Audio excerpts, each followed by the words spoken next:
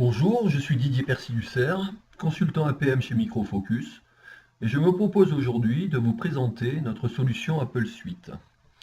Cette solution est une solution de management de la performance et de la disponibilité des applications déployées et mises à disposition des utilisateurs.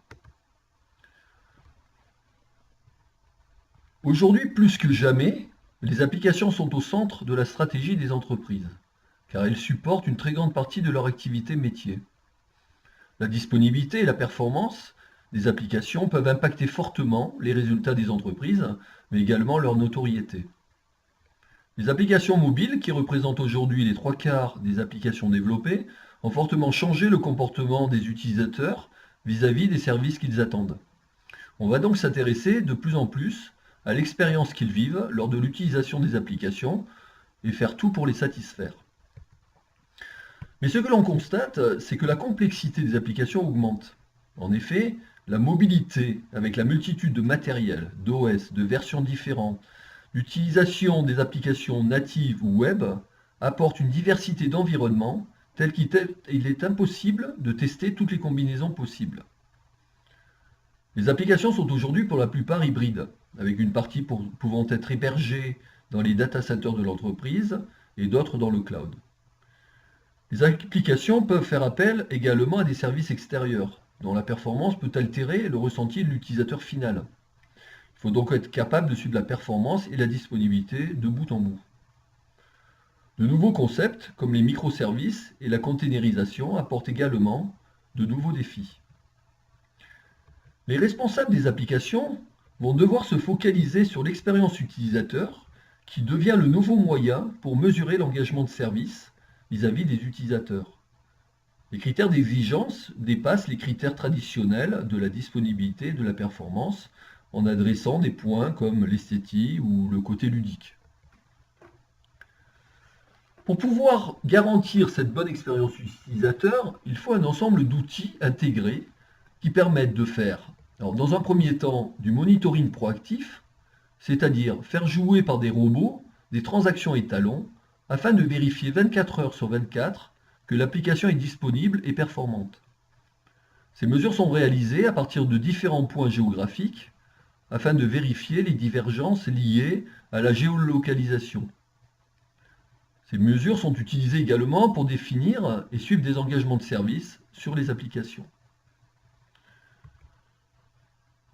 Le deuxième point important, c'est d'être capable de faire du real monitoring, real user monitoring.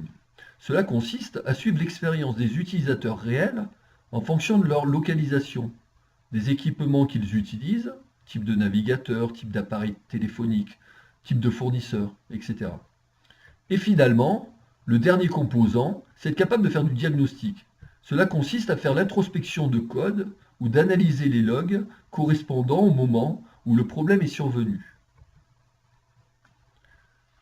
La partie proactive est assurée par la solution Apple Active. Elle permet d'avoir une visibilité sur tous vos types d'applications, qu'ils soient mobiles, web ou classiques, de détecter de manière proactive les erreurs et les résoudre avant que vos utilisateurs soient impactés ou ne se plaignent, d'avoir une mesure efficace de vos engagements de service, d'avoir une isolation par application, par lieu, par transaction et par composant technique. Et ensuite, elle permet aussi une collaboration entre les équipes de développement, de qualité et de production. En effet, les scripts qui jouent les transactions étalons sont conçus à partir des mêmes outils que ceux utilisés pour les tests de charge, tels que LoadRunner ou StormRunner. Cette solution en mode SaaS permet un déploiement très simple. La partie Real User Monitoring, elle, pour les applications mobiles, est assurée par la solution Apple Mobile.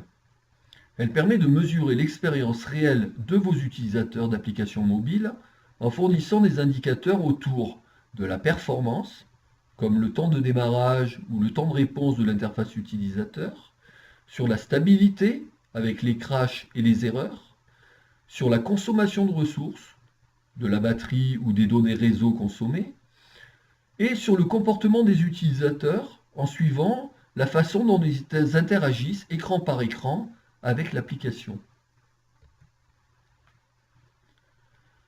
La partie Real User Monitoring pour les applications web est assurée par la solution Apple's Web. Elle permet de mesurer l'expérience réelle de vos utilisateurs d'applications web en fournissant des indicateurs autour de la performance, donc la lenteur des pages à se charger ou la lenteur des différents appels AJAX contenus dans la page, et sur la stabilité, les pages avec des erreurs et les erreurs par type. La partie diagnostic, quant à elle, est assurée par la solution Apple Trace. Elle permet d'isoler et de corriger les problèmes de transaction. Elle permet notamment de corréler l'expérience utilisateur avec le comportement des serveurs applicatifs, donc les serveurs qu'on appelle souvent les serveurs back-end. Elle permet la capture à 360 degrés de tous les aspects de l'exécution d'une transaction. Et enfin, de capturer les logs de transaction et de corréler avec les exceptions détectées. Après cette courte présentation, je vous propose une démonstration de cette suite Apple's afin de mieux appréhender l'ensemble de ses composants. Nous allons commencer notre démonstration avec le module Apple's Active, qui permet de faire du monitoring proactif. En se loguant sur l'instance SaaS Apple's Active qui nous a été dédiée, on arrive sur un premier écran qui nous présente une vue synthétique de l'ensemble des applications supervisées par ce composant. On va s'intéresser à l'application Online Banking, qui pour l'instant est en état critique puisqu'elle est rouge. Et on voit deux indicateurs, un sur la disponibilité qui est à 78% et un DOT qui donne le temps moyen de l'ensemble des transactions que l'on suit pour cette application. Quand on clique sur l'objet, on obtient une vue synthétique de ce qui s'est passé dans les 15 dernières minutes, en termes de disponibilité et de temps de réponse.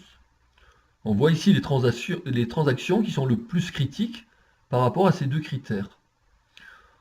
On peut aller voir plus en détail ce qui s'est passé dans le temps en allant sur l'onglet Overview. On voit ici l'évolution dans le temps de la disponibilité, du temps de réponse et des erreurs survenues sur les transactions supervisées. Ici, nous avons une fenêtre sur les 2 dernières heures, mais on peut sélectionner une autre plage de temps, celle que l'on souhaite, les 12 dernières heures, le dernier jour, etc. Le but est d'analyser si le problème constaté est récent, dure depuis un certain temps, ou bien est récurrent dans le temps. On constate ici que la disponibilité de 73% n'est pas bonne. On va donc diagnostiquer la raison de cette mauvaise disponibilité. En cliquant directement sur l'indicateur, on obtient une vue détaillée de l'ensemble des transactions et de leur disponibilité dans la plage de temps sélectionnée. On constate que la transaction fraude prévention est constamment indisponible. On va chercher à savoir si cette indisponibilité est spécifique à un site particulier ou bien est constatée sur l'ensemble des sites. Pour cela, on analyse le détail des mesures faites sur chaque site où une sonde joue cette transaction. On voit ici le détail sur Francfort, Los Angeles et New York, et on constate que la disponibilité est commune à l'ensemble des sites. On va maintenant essayer d'aller plus loin dans notre analyse afin d'identifier la cause du problème. En cliquant sur Fraude prévention, on va obtenir l'ensemble des erreurs constatées sur cette transaction dans la plage de temps correspondante. On peut constater 142 erreurs sur fraude prévention et obtenir leur décomposition dans le temps. La même erreur est remontée correspond à un code d'erreur HTTP 500. L'icône représentant un appareil photo nous indique qu'un snapshot a été relevé lors de l'erreur et nous allons pouvoir le visualiser. On voit donc ici le message d'erreur qui a été remonté lorsque le script a joué cette transaction. C'est une erreur HTTP 503 qui correspond à un service indisponible. Une erreur 500 et quelques correspond à un problème identifié côté serveur. C'est pour cette raison que nous avons un lien vers le module Trace, qui va nous permettre de continuer à investiguer ce qui s'est passé côté serveur lors du jeu de cette transaction. Grâce à ce lien, on va lancer trace en mode contextuel et pouvoir identifier le code exécuté au moment du dysfonctionnement, ainsi que les exceptions et les erreurs remontées. En termes de code, on voit que l'on était en train de faire une requête SQL. Est-ce qu'il y a une exception? Oui, il y a une exception qui correspond à notre code d'erreur 503, service indisponible.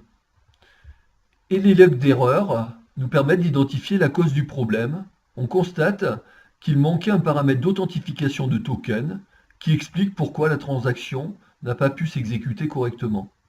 Toutes ces informations vont pouvoir être fournies aux bonnes personnes afin de corriger le problème. Je vous propose maintenant de voir comment la solution Apples Active peut nous aider à diagnostiquer un problème de performance. En partant de l'overview et en cliquant sur le temps moyen de réponse, on va retrouver les mêmes principes que ce que l'on a vu pour la disponibilité.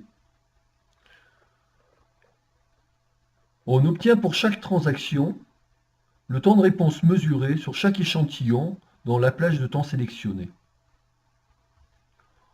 On peut constater que pour la transaction money transfert confirme, certains échantillons sont en rouge et donc dépassent le seuil critique qui a été défini.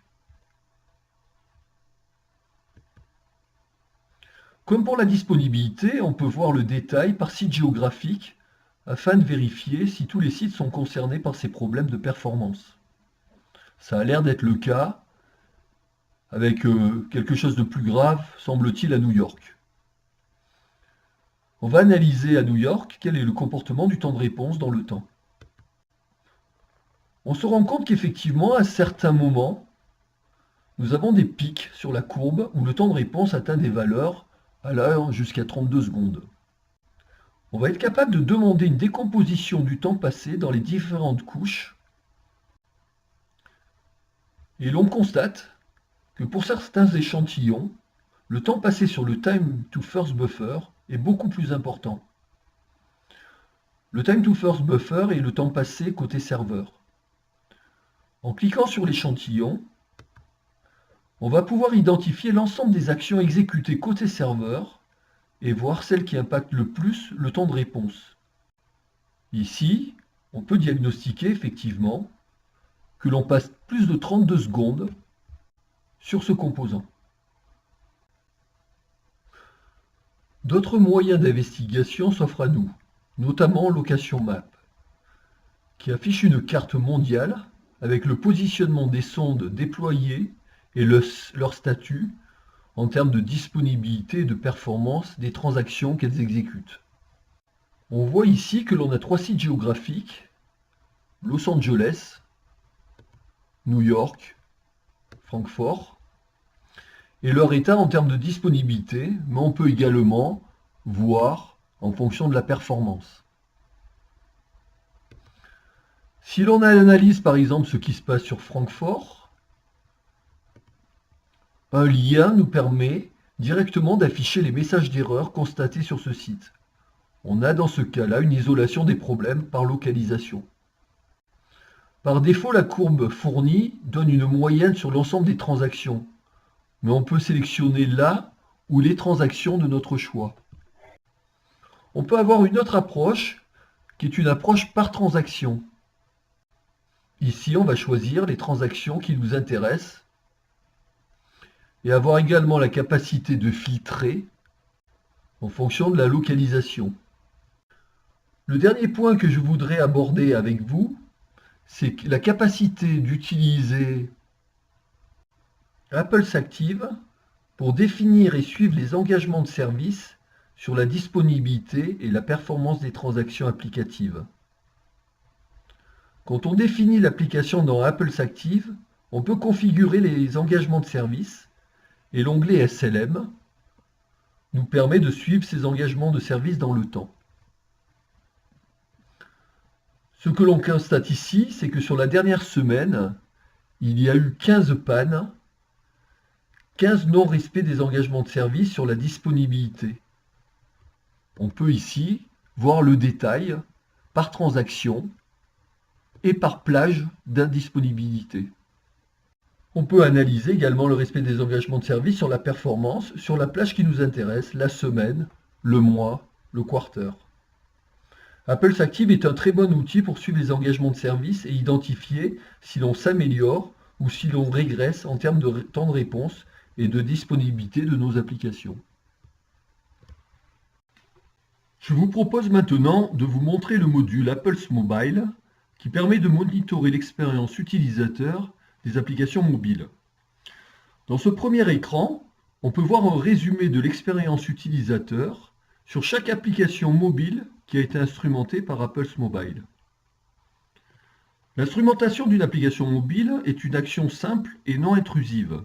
En effet, elle ne demande aucune modification de code ou de tag de l'application. Une fois l'application instrumentée, elle est remise dans le store. Dès que des utilisateurs la téléchargent et commencent à l'utiliser, un certain nombre d'indicateurs sont remontés vers la plateforme Apples Mobile où ils pourront être analysés. Nous allons pour cette démonstration nous intéresser à l'application Advantage Mobile Banking.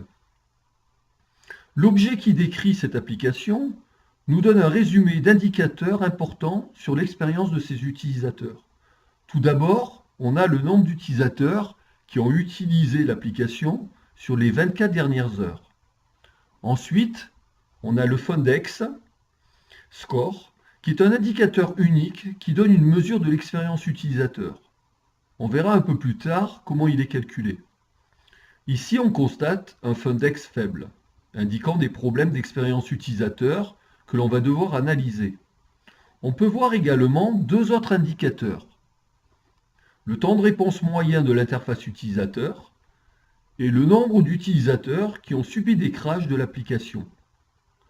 On clique sur l'application pour analyser en profondeur l'expérience utilisateur. On arrive sur un résumé de l'état du Fundex.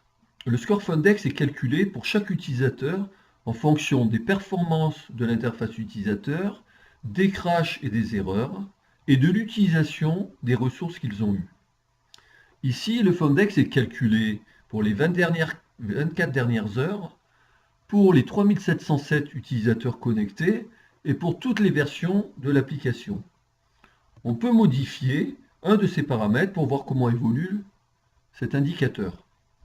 On peut par exemple ne sélectionner que les utilisateurs qui utilisent la dernière version et on constate effectivement une forte dégradation de l'expérience utilisateur pour cette nouvelle version. On peut également comparer le score du Fundex par version de l'application et constater que ce dernier se dégrade depuis les 3 dernières versions de l'application. Nous allons analyser à présent les raisons de ce faible score du Fundex. La dégradation est en grande partie due à un problème de stabilité de l'application, des crashs et des erreurs, où l'on perd 11 points. On peut constater également une perte de points sur la performance de l'interface utilisateur et sur la consommation de ressources.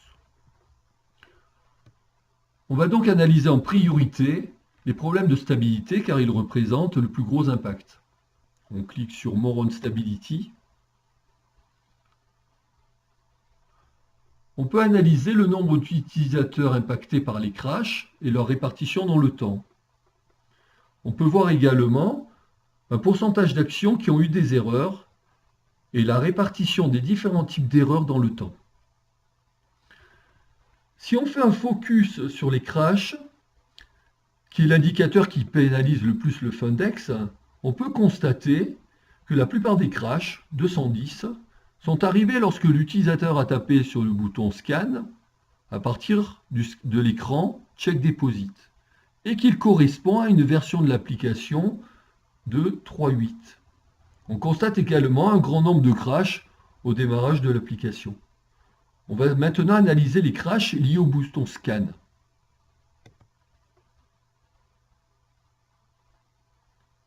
On peut naviguer à travers tous les crashs et voir le contexte d'exécution, la version de l'application, l'OS utilisé, le type de device, le type de connexion, etc., etc.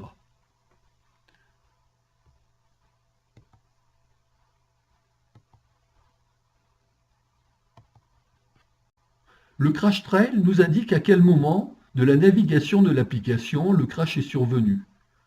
Toutes ces informations vont pouvoir être partagées avec l'équipe d'engineering concernée directement à partir d'Apple's Mobile, par mail, en soumettant un ticket ou par chat. Cette intégration permet une réactivité rapide afin d'apporter au plus vite les corrections nécessaires afin de ne pas perdre de clients. On a vu qu'on avait perdu un certain nombre de points également sur les erreurs.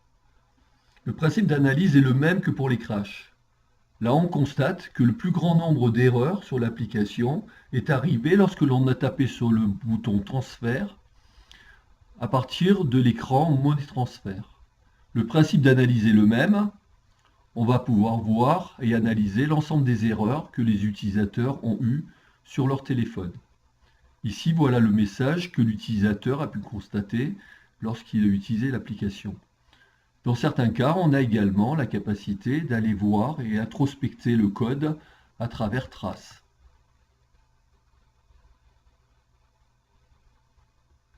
Ici, on se retrouve finalement avec le même problème qui avait été détecté avec Apple's Active.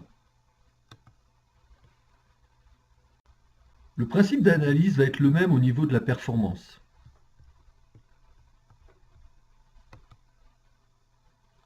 On constate que le temps moyen de réponse de l'interface utilisateur est de 2,7 secondes et que 15% des actions prennent plus que 2 secondes pour s'exécuter.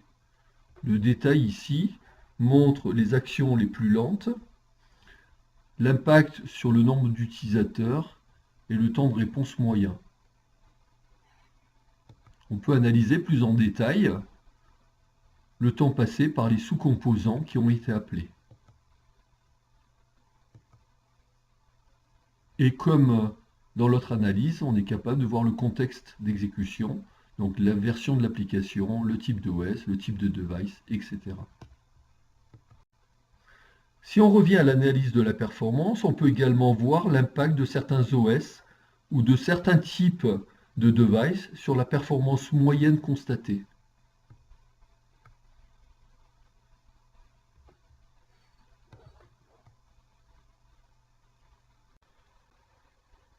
On peut également, avec Apple's Mobile, faire de l'analytique sur les utilisateurs. On peut analyser leur comportement de navigation au sein de l'application, par exemple, voir quand ils sortent de l'application. Ces indications peuvent être très utiles aux responsables applicatifs pour designer l'application afin que l'utilisateur l'utilise plus et mieux. On peut voir également les actions les plus utilisées ou celles qui sont le moins performantes. On peut également suivre l'engagement des utilisateurs, comme le nombre d'utilisateurs par jour, le temps moyen d'utilisation de l'application et la répartition dans le temps. On peut voir également l'adoption par les utilisateurs des nouvelles versions de l'application. Apple's Mobile permet également d'analyser le sentiment des utilisateurs de l'application en allant chercher les commentaires et en les exploitant afin d'améliorer leur satisfaction. Ici, effectivement, on voit un sentiment score de 70 et on est capable de catégoriser en fin de compte le nombre de messages et d'informations qui ont été remontés par les utilisateurs en fonction de catégories et donc définir laquelle on veut travailler pour améliorer la satisfaction de nos utilisateurs finaux. Nous allons maintenant finir notre démonstration par le module Apple's Web. On dispose de 3 méthodes de déploiement pour surveiller une application web. La méthode dite manuelle vous oblige à ajouter manuellement un extrait de code JavaScript dans chaque page web de votre application. Cette méthode nécessite bien sûr l'accès au code de l'application web. Cette option est nécessaire si le serveur n'est ni Java ni .NET. Pour une application Java, on installe un agent Java sur votre serveur d'application web et c'est l'agent qui ajoutera automatiquement l'extrait de code JavaScript à toutes les pages web de l'application. Il en va de même pour une application .NET où on installe un agent .NET sur votre serveur d'application web et c'est l'agent .NET qui ajoutera automatiquement l'extrait de code JavaScript à toutes les pages web de l'application. Je vous propose de découvrir AppleSweb à travers l'analyse de l'application Advantage Online Banking, qui est la déclinaison web de l'application mobile que l'on a analysée avec Apple's Mobile. Nous retrouvons ici des indicateurs comparables à la partie Apple's Mobile. Le nombre d'utilisateurs des 24 dernières heures, le Fondex Score, le temps moyen de chargement des pages web et le pourcentage de pages vues ayant eu des erreurs.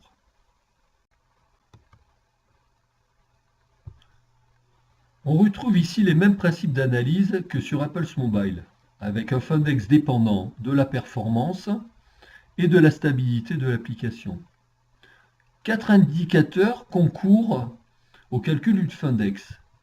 Pour la performance, AppleSweb suit chaque navigation vers de nouvelles pages et affiche des informations agrégées sur les statistiques suivantes. Durée de chargement perçue des pages SPA. Les applications de page unique, SPA, sont des applications web qui chargent une seule page HTML. La page est mise à jour de manière dynamique lorsque l'utilisateur interagit avec l'application. Les SPA utilisent Ajax et HTML5 pour créer des sites web sans avoir besoin de recharger des pages constamment. Le délai de chargement perçu des pages SPA correspond à la durée écoulée entre la demande initiale et le moment où la page est entièrement présentée à l'utilisateur. Ensuite, l'autre indicateur est le temps de chargement des pages web. Il s'agit du moment à partir duquel le navigateur commence à naviguer vers une URL jusqu'à la fin du chargement de l'événement du navigateur. Pour la stabilité, AppleSweb vous fournit des détails sur les indicateurs suivants. Les erreurs Ajax, cela inclut tous les appels Ajax qui ont renvoyé une erreur HTTP, par exemple des erreurs de type 400 et quelques ou 500 et quelques. Et ensuite, les erreurs JavaScript. Cela inclut toutes les erreurs JS survenues au cours de la page vue. Le Fondex est ici impacté surtout par la performance des pages SPA. On va donc investiguer ce point. On voit ici un indicateur qui donne le temps perçu de chargement moyen des pages SPA de 7,1 secondes, avec une liste des pages SPA les plus lentes à se charger. Advantage Customer Transfer, cette page, vue plus de 4000 fois, a eu un temps de chargement perçu de 29 secondes en moyenne, ce qui n'est pas du tout correct. Donc nous allons pouvoir investiguer plus en détail ce qui s'est passé à ce moment-là. Nous avons ici la liste des appels Ajax qui ont été déclenchés par l'activation de la page, et nous pouvons constater effectivement que le premier appel Ajax a un temps très important, notamment sur le time to first byte. Le lien vers Trace va nous permettre d'investiguer plus en détail la source du problème. Ici, nous allons pouvoir utiliser effectivement Trace pour essayer de voir quels étaient les appels les plus longs et quelles étaient leurs origines. Ceci conclut notre démonstration des différents modules de la suite Apples. Nous allons revenir maintenant à notre présentation pour la conclusion de ce webinaire sur Apple Suite. Voilà quelques points clés à retenir sur la suite Apples. C'est une solution de monitoring focalisée sur l'expérience utilisateur. C'est une solution non intrusive, pas de tag ou de changement de code sur la partie mobile. Elle est simple, complète, rapide à mettre en œuvre et peut adresser tout type d'application. Elle est fournie en mode SaaS et ne nécessite donc aucun déploiement complexe. Pour obtenir des informations supplémentaires, vous pouvez joindre notre site à l'adresse suivante. Merci de votre attention et à bientôt peut-être.